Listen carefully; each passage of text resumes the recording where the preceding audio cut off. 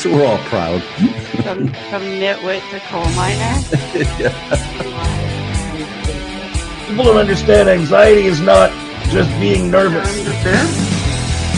Whatever.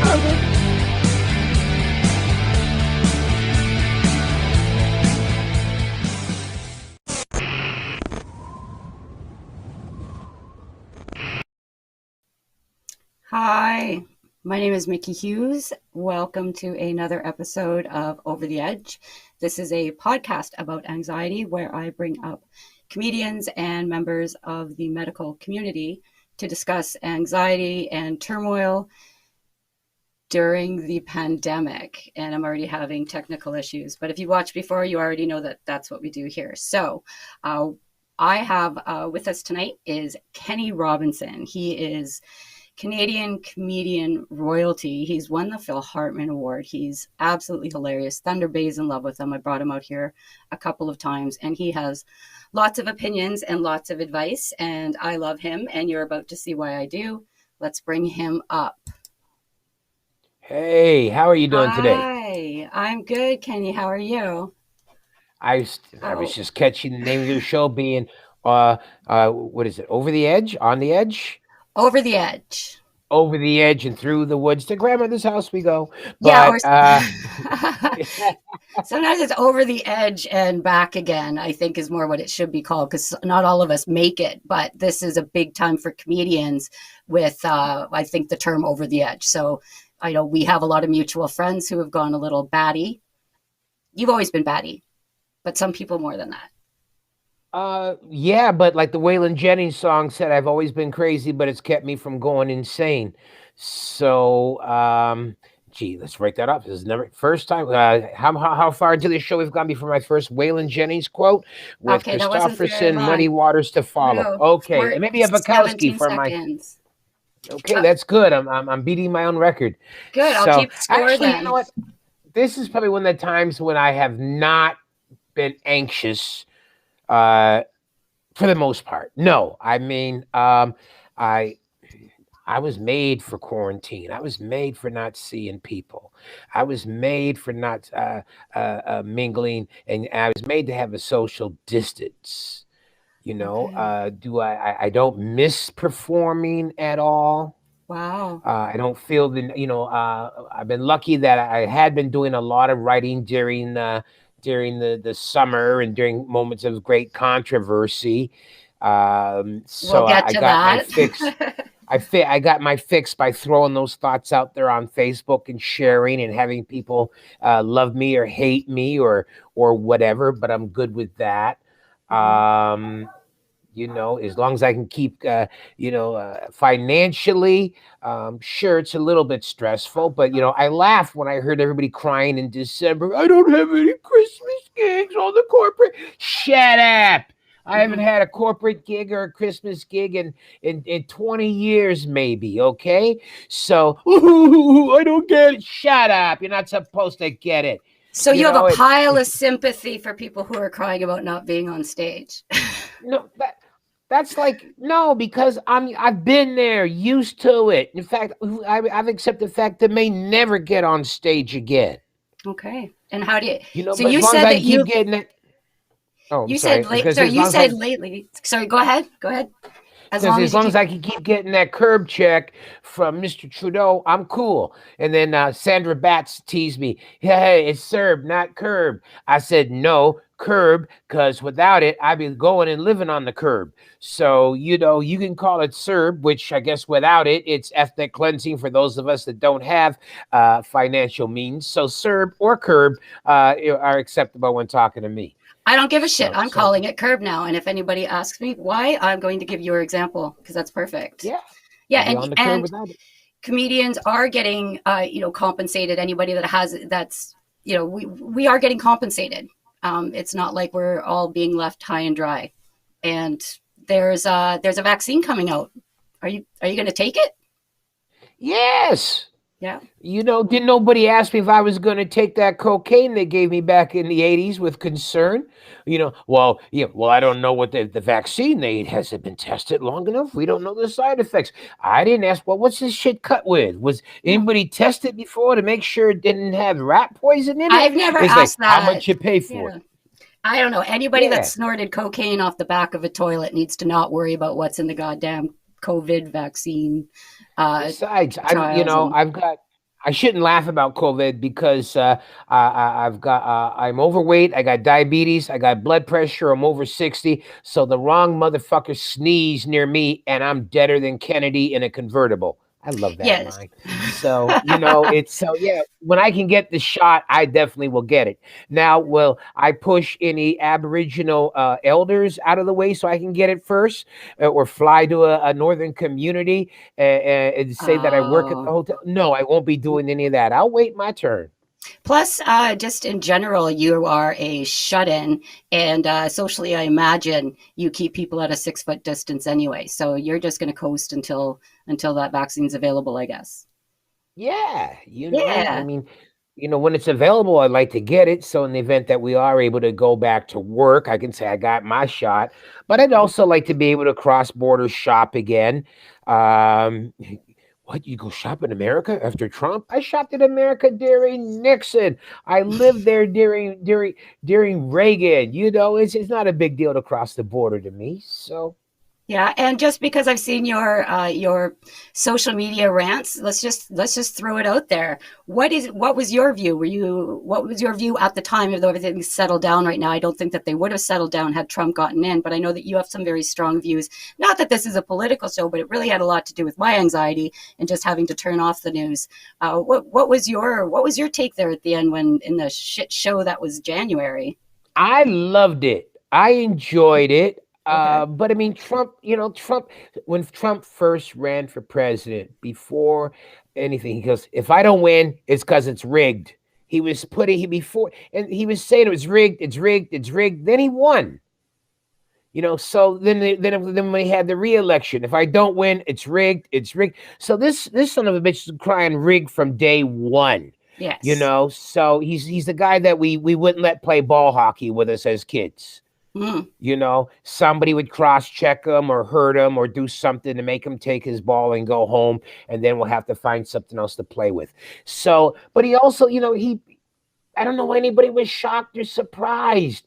He said, yeah. "I've during the summer or during the re-election, he goes, I got the Proud Boys, I got the bikers, I got the military." And then when he Anybody that told the Proud has Boys, stand by, stand back, stand down, and stand by. Anybody that's So got he's been giving. racism behind them Oh, has like they're going to have problems with that, and that's a statement right there. So I see you feel very, yes, very, very strongly as much as I do. I lost friends. I lost friends on social media, but I'll tell you, my yep. TikTok game was so strong with that guy, like just using his quotes and stuff. So I was able to. I don't care if I lost friends. I got some real good jokes out of it. Well, when I lose friends or associates or people I know, I break it down to two things: were they going to book me, or what are the chances of me having sex with them? Oh, And okay. if the answers are not likely in both, then I can't lose any sleep over it. You're like, well, Whereas delete I and block. that's what now I've blocked people I've known for 30, 35 years. And my logic was, well, fuck him. He's always been kind of a racist son of a bitch anyway. So, why have I tolerated this long? Well, because you both work together. Well, now we don't work. Yeah. So, now I don't have to be nice. Now I Well, don't have to be cooperative. Now I don't Christmas is have to going to try be to get weird. along. Christmas is going to be weird for me for a little while now, but I just don't. I just have no tolerance for intolerance. Period. I think if you're not Who's going to anti-racist, be then weird? you're. Christmas? Yeah, it's just going to be like everybody's got the like racist uncle or, there's. It's All my been. uncles were black. So, so I probably I probably had some racist grandparents and second uncles and cousins, the ones that disowned my mom and my aunt for crossing the race line. But, no, Oh shit! You know what? I'm going to tell you. I'm going to tell you a story. So I do have a racist. I do have a racist uncle. And when I was 12, I had a project to do, and it was a family tree. So I did a family tree, And I mean, I'm as white bread as it gets. I'm Irish, and everybody's from like Northern Ireland, and it's pretty easy to trace back. But Hmm. my version of it, just for fun, just for the record, for my uncle, I put in a black guy, like For in my ancestry, oh, for the just to watch for them. the, just Well, they just always just to put it well in they there. always say well two things on that. It's always like yes, we're Black Irish. Yes, we really are. Yeah, And I mean, also they I'm used to say not, but also they used to say the Irish are the niggers of the UK. yeah, So maybe that's why Irish have always been my favorite group of white folk.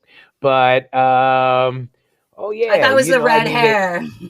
Well, that comes with it, but I understand the red hair basically is just a souvenir from my Scandinavian rapist relatives. You know the well, The yeah, Scottish. when Oh, the I know. If you go back far enough, it's all when Scottish. the But you, Vikings went raiding, they dropped their red hair seed off in Scotland and Ireland before buggering off to the parts of what is the Ukraine now or wherever else they went afterwards. I need better So segues from rapey. So what I have here is a couple of questions I wanted to ask you okay, about about your mental stability. And I wanted to know, have you, and this means something different to everybody, but have you ever been to the edge? Ever been to the edge? then Just have you ever gone to yeah. the edge? I've gone to the edge. I've gone over. I've done it a couple times. I've come back. Some people go to the edge and they go, "Whoa, I have kids. I can't really go that far." You can drive yourself crazy and you get there. Have you ever gotten to that point and just gone, "I'm just going to check out for a bit"? Um, the dark thoughts have come very close to it, but then I'm a procrastinator. So right when I say, okay, today's the last day on this earth, and then about 3:30, something will happen that day that makes me go, aren't you glad you held out, you pussy? So you've Listen to actually you. Well, I been don't know if I can make it any longer. All you got to do is sit back and everything takes care of itself. My everybody mother is needs going an to commit. asshole. Everybody needs an asshole Kenny in the back of their mind for stuff like that. I didn't know that. So Yeah. you've actually been that dark before. Yeah, like You've been my there. mother, after my father died, and she was raising myself and my kid brother alone, working two, three jobs, at a time to try and make ends meet. She was considering suicide, and then um, she took us to a cat show, and we looked at all the beautiful cats. So instead of killing herself that day, the next time we had an extra $40, she bought a Persian cat that was advertised in the newspaper. So Oh, sometimes, so I have to. That's why I love cats so much. But oh. then you got to ask yourself, hey, sometimes all you need is to see a cat's stupid face and hear it purr or watch it swat at something to know that life's worth having, life's worth living. You keep Mhm. on continuing. When you are feeling, I don't know if you spin out, but when you're feeling in that anxiety filled mode, are there things that you've self taught or things that you gravitate to make you feel better in the moment at Music, the time? Music always music. Yeah, always that'll lift you music. up. Yeah, either some jazz music will make me put me at peace, Like what? Give me some and I love it artists. because it's What do you listen well, to? like John Coltrane. I'll listen to Coltrane, and I'll listen especially "A Love Supreme," which is a very spiritual song for him. It's religious, but I also found ways to make that song silly. At one point there's like a chant to the "A Love Supreme."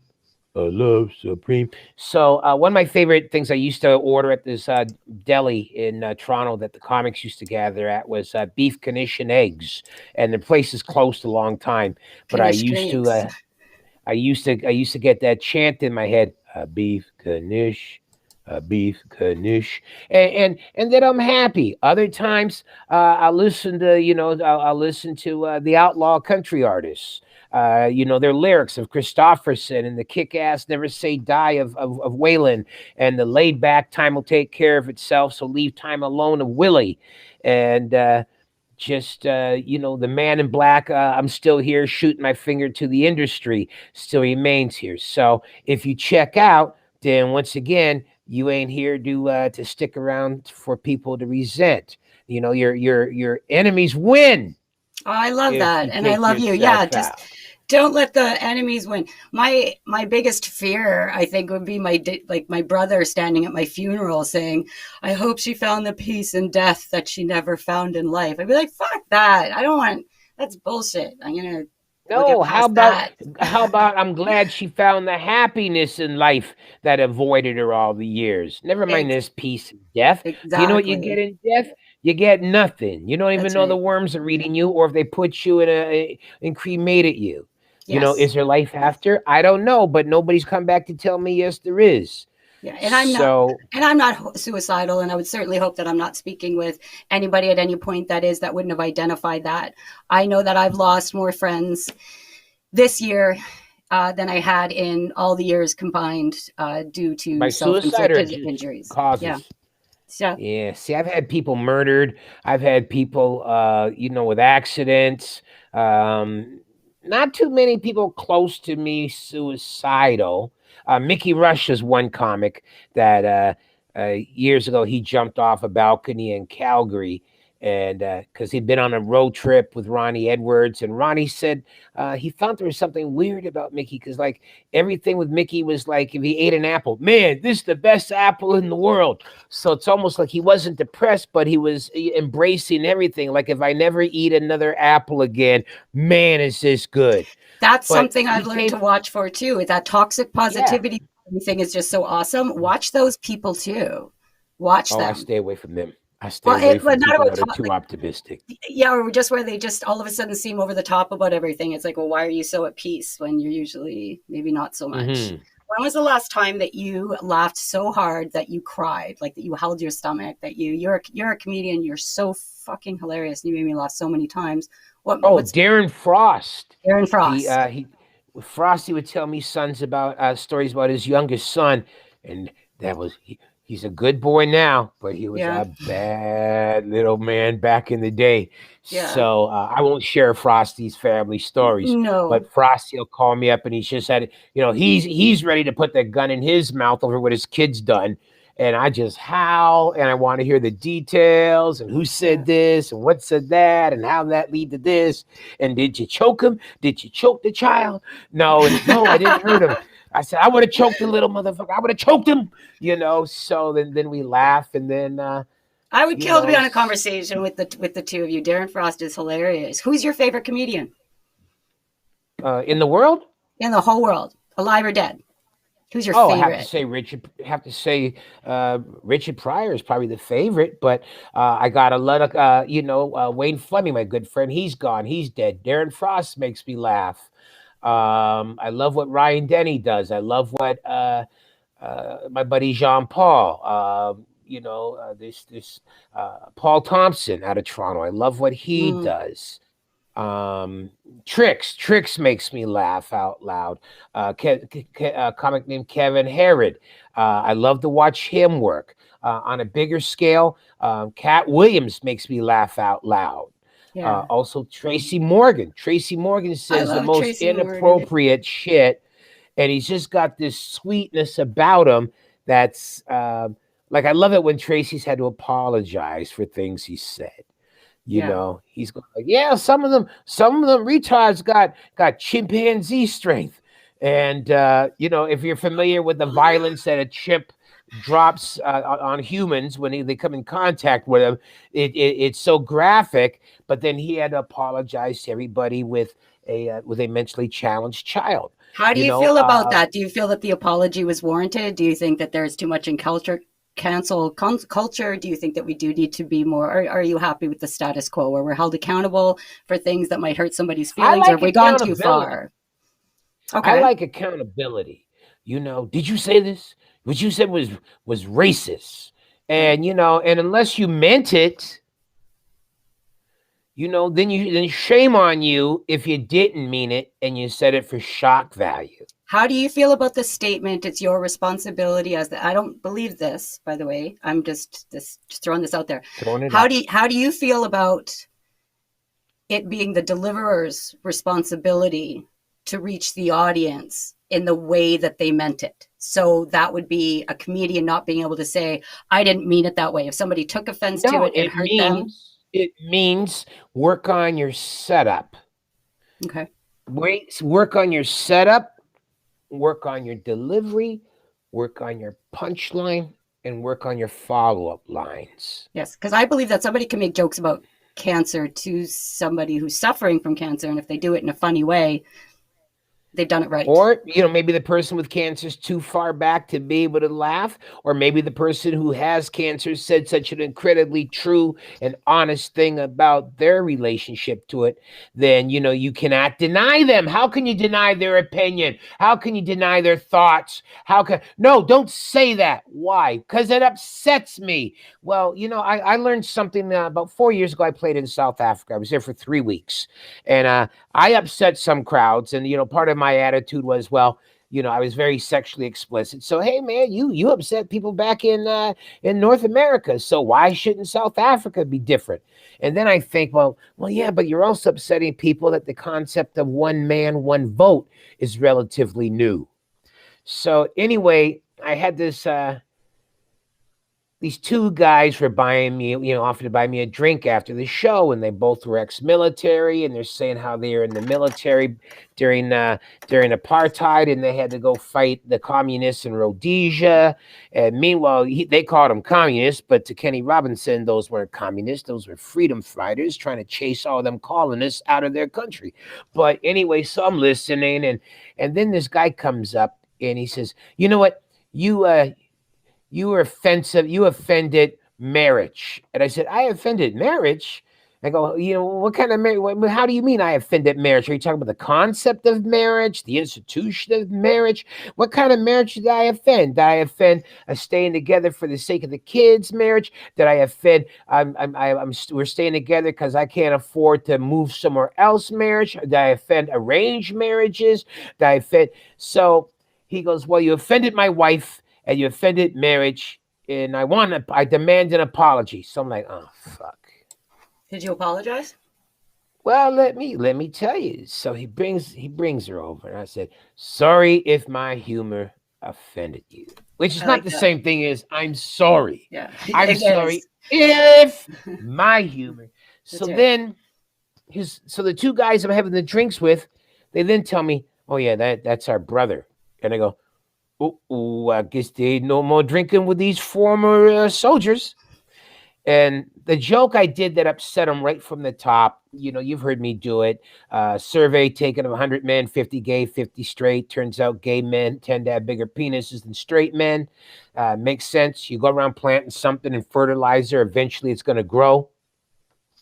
It is what it is. It's a filthy, inappropriate, sexually graphic joke. Yeah, no, that's why this isn't going on TikTok. This is a Facebook, YouTube. I did one interview where they pulled the whole thing from Reddit. I have no idea what I said that upset them. No idea. But I don't care. The whole interview from Reddit. I just put up explicit content warning. That's it, and I haven't really had a hard time with that. So I like your jokes. So anyway, so the brothers say to me, "That's our brother," and he. What upset him was your first joke about the fertilizer. And I went, oh, that's the one that made y'all like me. He said, our brother was a notorious homosexual. And that joke upset him and his wife. So I'm laughing now because I've never heard someone referred to as a notorious homosexual. Yeah. I said, how bad of a homosexual or good of a homosexual did he have to be for his kinfolk to call him notorious? And then I start giggling inside my head because I'm thinking notorious B.I.G. Yeah, like where's this grading system and how do you I offended the notorious F.A.G. apparently. I love the way your eyes just wrote, oh. But I don't know because I say things and I want to be woke, but I'm not because I'm not smart enough. And I've got friends that I accidentally say she when I mean they, and I'm really working on it. So I say yo and play it safe, But the point is his brothers are defined him as a notorious homosexual. Okay. So, so does he just like shooting in people and being a homosexual in front of them and like leave and like bring into people's homes and redecorate? And get rid of all your really terrible looking tacky t-shirts, replace it with something nice. Is that how notorious he is? He is so notorious. He critiques their lawn furniture and rearranges their house. So, but what did he do to be notorious? Yes, he used to give oral sex to people against their will, so how notorious was this man? That's rape. That would be the rape. Yes, but Yeah, that's notorious. that would be So, notorious. but that's how they Didn't know where described him and they justified him.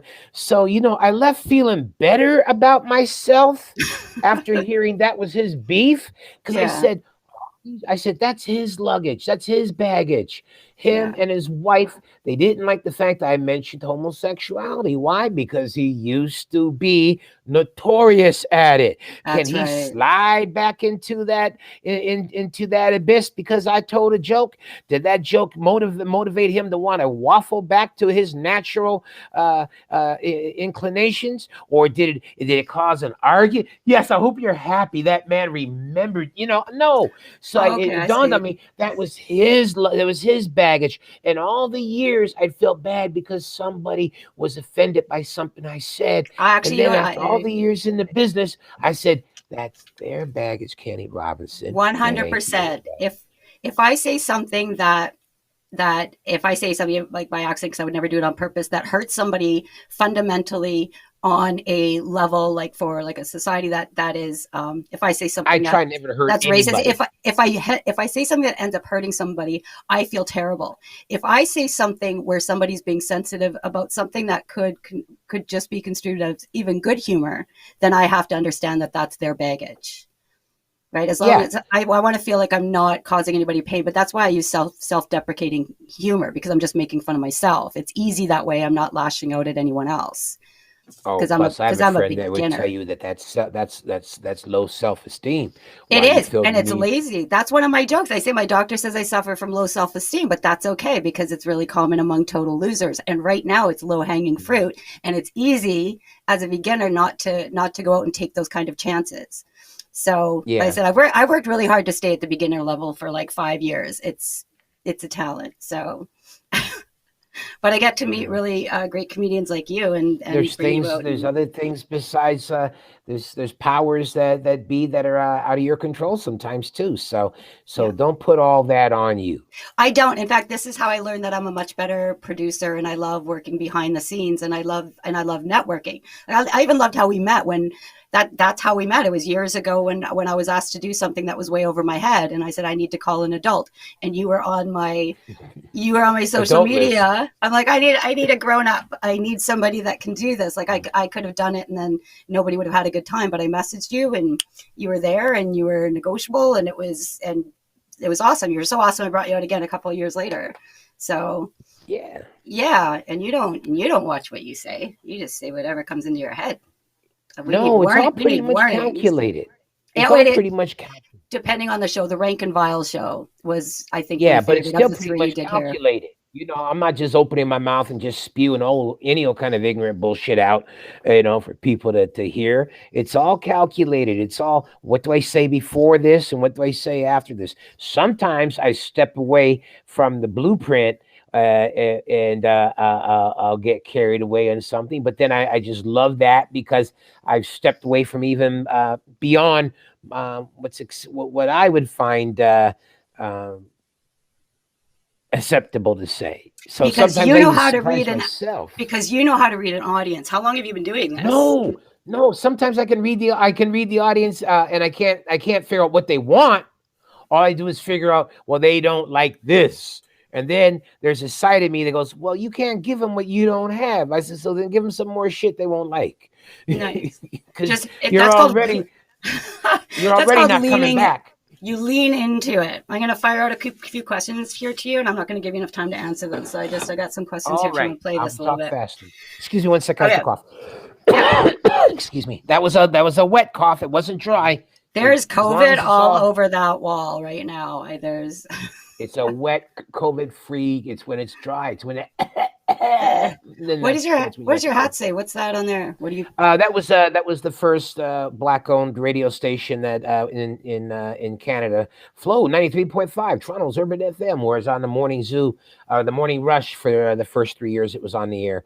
And then they said, we play too much hip hop and R&B for this old man that just wants to hear Al Green all the time to be in the morning. So it's not worth keeping him to make their grandparents chuckle. You hear what that boy said? He's a fool, So But they it's make the nice flow hats, too. though. It's a nice hat. Yeah, and I think it's the 25th anniversary this year.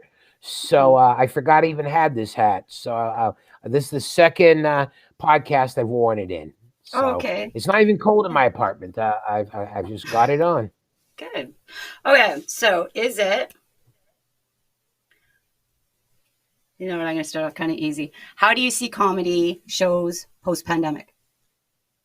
I bet you $1 million that the club owners are gonna cry poverty. They're gonna cry about all the money they lost while they were down, and they're gonna charge the same amount of money, but they're gonna try and pay us less. Got it. Have you ever felt murdery? Yes. In fact, I often said if I was half a man, I'd have taken that son of a bitch out in the middle of the field and put a bullet behind his left ear. Oh, there's been many times I've felt murdery. Sometimes I even thought about using a shovel to decapitate a fool with. So yes, the murderous thoughts have run deep. Okay. So COVID gets really bad, wipes out 99.9% of the population. We have to reestablish as a society. And we've got a small group of people together. And of course, we're going to need different levels of, I wouldn't say government, but some kind of authority. Should any of these people say it's a group of 100, should anyone have a gun? Yes, because there are people with steroids and martial arts. They're going to try and use their bulked up strength and and their physical advantages to try and dictate their will. So as long as somebody that is basically righteous, or if they're not righteous, has a gun, then that's the greatest equalizer. Okay. Why won't the pandemic end? Because fuckers won't stay in, because there's too many non-maskers, because there's too many jerk-offs that believe it was all done to control us. We can't even get the world governments to agree on how to end world hunger. How are we going to get all the governments in the world to agree to keep their citizens in a house and isolated and not allowed to go out and to mingle? So that, and with science and prayer, we need more vaccines. His sad thing is, at one point Obama was catching shit from Trump because he had spent more money on vaccines than on gloves and masks. Mm-hmm. So if the previous administrations at all spent more money on vaccines, this may not have been a problem. Canada has not produced our own vaccines since the Mulroney government. Mm-hmm. We're not Our going to get it government till just. Christmas. I'm absolutely convinced. I heard June of 2022 for before every Canadian It's that going to wants it be can worse get it. than that. We're so far behind that, taking that goal post that was set when we were running on schedule. I think it just keeps getting pushed back even further. If you If were I getting had the a vaccine, I would use it for people to trade sexual favors for. So, what would you? Okay, so you're gonna throw me, and I haven't told you I don't edit. So okay. So, It's okay. I won't be in charge of the vaccine ever. I'm not qualified. I don't have the connections. be So like, I may as well Canada say, if has I them. had $1 million. If Canada, yeah, if you were running Canada, we'd have some real like fucked up foreign policy right now. I can already tell. What would you tell a friend of Oh, yours, a good friend of yours? They call you up and they say, Kenny, I am freaking out. I am upset. I'm depressed. I am full of anxiety. What would you tell your buddy? first of all, say about what? What's They're upsetting looking you? for Your advice. your finance has always been fucked up. You know what? All you do is they can't legally evict you till after you haven't paid your rent for 90 days. If you don't have cable, that's fine, because maybe, just make sure you pay your internet. Got to have money for internet.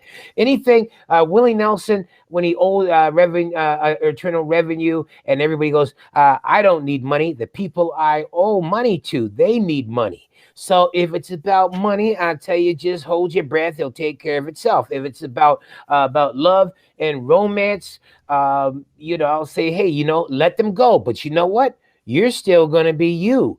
And you know what? The world's full of people. It's a big, wide world. You'll find somebody else. Maybe they don't cook as well. Maybe they're not as intelligent. Maybe you may not be considered the catch of their lives. But you know what? You will meet somebody else, I and love you, Kenny. especially during this pandemic. You know how many lonely people there are. And then when my last marriage ended, I was sad I was sad because it was over and moving away from the children and all that. But I never was like, nobody's gonna love me again. No, I said, shit, man. You know how many women over You're like, I have 40 out skills. I'm here. Penny Robinson. I wouldn't be upset if I was single and I was you anyway. You'd be like, what? You have, yeah. Well, sometimes it doesn't always matter, and you miss some contacts. But the point is, it's as Mike Tyson said when he lost, it's just a temporary minor setback. That's what all these things are: temporary minor setbacks You're in the scheme of amazing. things. Last question then. If I called you at Mhm. 3 o'clock in the morning and I'm crying I full say, of what's the matter? anxiety, what advice would you give me to calm me down in the moment? Well, first of all, it would all depend on what is going on. If your children were in a coma because of an accident on the river when they were skating, the ice broke, there isn't much I could say to you. I say, well, you know what? The doctors are going to do the very best they can. Thank God they got them out there before their brain stopped functioning. And all you can do is pray. And, the last thing you need to Oh, do is get back into that liquor and because that doesn't hmm change your no, and situation. And if you I don't don't. believe in praying, well, praying, then you know what? Then masturbate. Yeah, As no, I Christopherson says, whatever gets you through the night. Kenny, I used I to don't tell have Darren kids. Frost when he'd get angry, when Frosty would get angry, I'd tell him, well, chew some cherry gum. It's pretty hard to be mad after you chew sour cherry gum because it No, just sucks up your mouth and makes your lips perk. pretty sure if I had kids, they would have been taken away from me a long time ago. I just meant like a general spin out for no No, reason. nobody Just that. wants anybody else's kid, really. Uh, The government, before they take anybody's kids away, they got to see some terrible neglect and abuse. that's why I didn't have kids because I didn't want to give them that opportunity beforehand. I even thought if I ever got pregnant, somebody should call CAA and be like, you might want to keep an eye on this one. I don't know. I would have made the best parent. Kind of glad I didn't. But none of them would go through ice You're kind, you're nurturing, to my you're dog. intelligent. You totally would have been a much better parent than you would have thought of. And plus, you would have had from whatever in your own personal life as things you did not enjoy having done to you or didn't want to be exposed to, and you would break your neck to avoid repeating that cycle. Unfortunately, I would have been. I wouldn't have had kids, so I wouldn't have looked after them. I would have been that that parent. Have you heard that there's a type of spider? The spider that, whenever it's in danger, it'll like eat all of its babies, thinking that it's protecting it, right? But really, she's killing them and trying to protect them. I wouldn't be kids are getting taken away from neglect. Like I feel like I would eat my children if I sense danger. Like that's how I'm too much of a control freak. It would be too much. I don't think I could just take little pieces of myself and just let them out into the world. So See, you would have needed the father to be one of those. Stop it! Stop! Just stop with this just stop. nonsense. Just cut it out. Just enough with this bullshit. Just Mhm. stop. Yeah, What the fuck is wrong with you? a lot. Actually, now that you bring it up, just kidding. Love you. Thank you so much for coming. Are there any things that you wanted to plug? Do you have anything coming on, either online or even something of a friend's you'd like to throw out I'm doing there? free comedy workshops, trying to introduce the youth to the arts Right. through a thing Please, called Windows to Opportunity. You can look it up. as you say it, Um, I'm forgetting it. Send me the link. I'm going to post it with this episode, and then when it goes on to the podcast, I'm going to post it there as well. Okay. Okay, but we're Awesome. looking from 17 to 25. We're not looking for somebody 30 or 45. I've always wanted to be a comedian. Well, I'm looking where basically you're trying to be youth orientated. Yeah, you And tell Darren Frost, you're like, get out of here. This isn't for you. You're ahead of this game. Frosty and I we do workshops together when we're on the Of road. course you do. We do 4-hour workshops, and his is a 2 hour bullet point thing, and then I do 2 hours of getting up on stage and making you work and write and making you tag lines and put the work in the workshop. So I got it's to a get in wonderful on that. combination. I need you guys to come to Thunder Bay and do a workshop when this shit showdown is Soon over. as the pandemic is over, And it I'm will looking be. forward to you bringing us in. Absolutely. Okay, And thank you. even It's been maybe an even honor. Fort Francis or Saint, what is it? Fort Francis? Is that near you guys? It's a bit further away. You'd be more likely to, you know what? I could probably get you some stage time in Nipigon. That's a joke. There's 8 Yeah. people there, but they would still love to have you. Yeah, see, I don't need stage time. I need gigs. You need gigs. Anyway, We will. thank you very much. It was a pleasure to chat with you as always. Thank you so much, Kenny. You have a good night. You too. Thank you. And that was Kenny Robinson. And thank you guys very much for joining again. And hope to see you next week, Monday at 8 p.m. Thank you.